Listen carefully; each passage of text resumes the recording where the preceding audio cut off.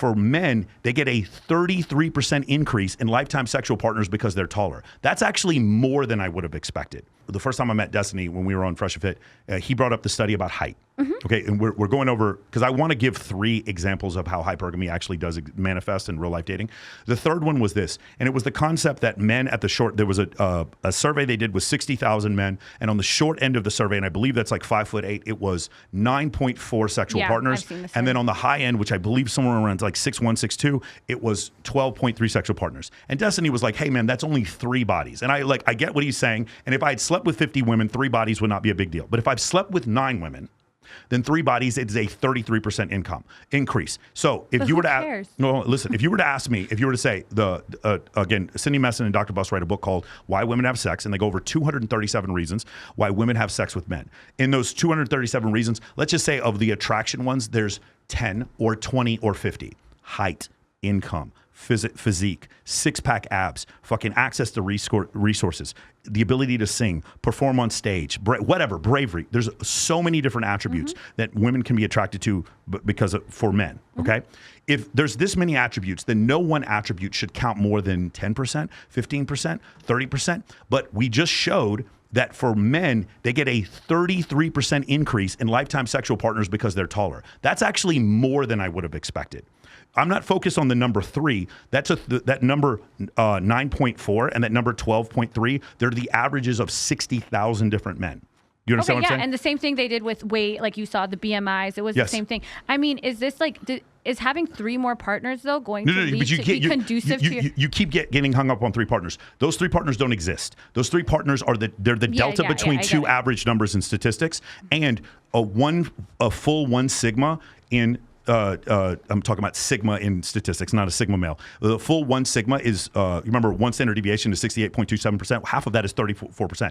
It's a 33% increase in partners. That is a full plus 1 standard deviation of the number of partners you get because you're taller. Okay. That's actually more than I would have thought. But okay. I actually think that more than proves. So what? Like, let's say, but like, is your life improved in any way because you got 33% more partners? Okay. We keep going back to improved in morality. My point. No, he's just saying like taller guys. We keep going back talking improved in morality. My point is hypergamy exists, and it manifests through poor men having more likely to not have sex. It manifests from women because they are more educated and make more money, have a smaller pool of men to choose from, and it manifests because when men are taller, they have a full standard deviation more women to choose from to have sex with. I'm not saying it's better or worse. And also, when it comes to like the number of men who have had 0 sexual partners in the last year, that is such that survey doesn't really mean anything. Yeah. It doesn't, because having 1 sexual partner doesn't mean you've solved women. You understand what I'm saying? Anyway, that was the whole point. It's not that hypergamy is bad or good. It's that if it exists, then I can use it as a data point with which to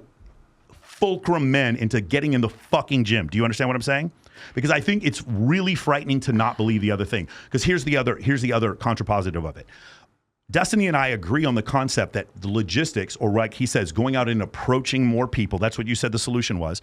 Approaching more people is a better way to meet more partners. We agree to that. The difference is he thinks it's more like the 70, 80% of it, and I think it's more like 30 to 40% of it. Do you see what I'm saying? I do think things that deal with status like height and income have way more to do with the number of sexual partners, but sexual partners isn't really what's important. It's the quality of sexual partners. So if we take like a thought experiment, let's take, we talk about suits, Harvey. We'll have a guy, he's a defense attorney who lives in Manhattan. He makes $2 million a year, and he would be a male model if he wasn't a fucking attorney. And then let's take Larry, like Larry the cable guy. He lives in a trailer park.